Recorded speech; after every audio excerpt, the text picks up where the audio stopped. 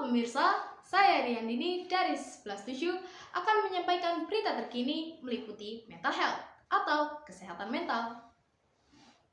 Riset Kesehatan Dasar 2018 Kemenkes RI menunjukkan lebih dari 19 juta penduduk berusia di atas 15 tahun mengalami gangguan mental emosional. Dan lebih dari 12 juta penduduk berusia di atas 15 tahun mengalami depresi. Selain itu, berdasarkan sistem registrasi sampel yang dilakukan, Badan Litbangkas Kemenkes RI 2016 menunjukkan data bunuh diri per tahun sebanyak 1.800.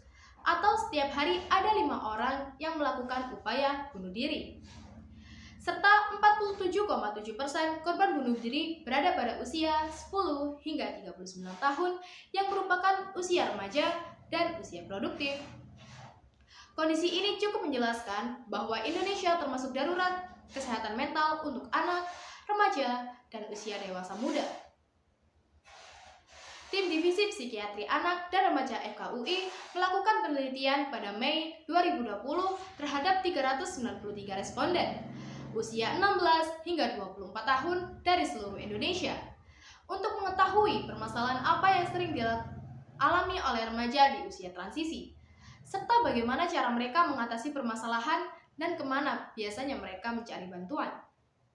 Hasil penelitian ini menunjukkan 95,4% responden mengatakan pernah mengalami kecemasan atau anxiety, 88% responden pernah mengalami gejala depresi dalam menghadapi permasalahan, dan 96,4% responden menyatakan kurang paham cara mengatasi stres akibat masalah yang sering mereka alami. Ketika stres sulit diatasi dengan kapasitas pribadi, ada tempatnya untuk berkonsultasi ke layanan profesional, misalnya ke psikiater atau psikolog. Nantinya akan ada tindakan yang dilakukan dalam bentuk konseling, psikoterapi, dan psikofarmaka. Baik pemirsa, kemudian mari beralih ke berita selanjutnya.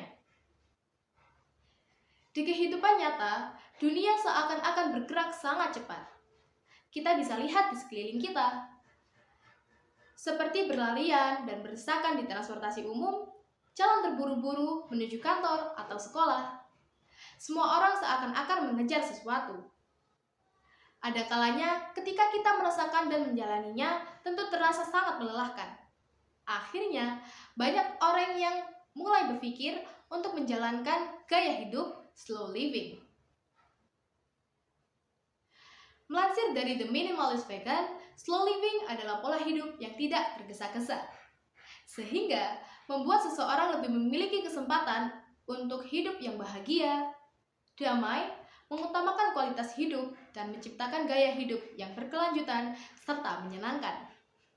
Pokoknya no gengsi ya, yang penting adalah kebahagiaan diri sendiri, bukan terlihat wah di mata orang lain.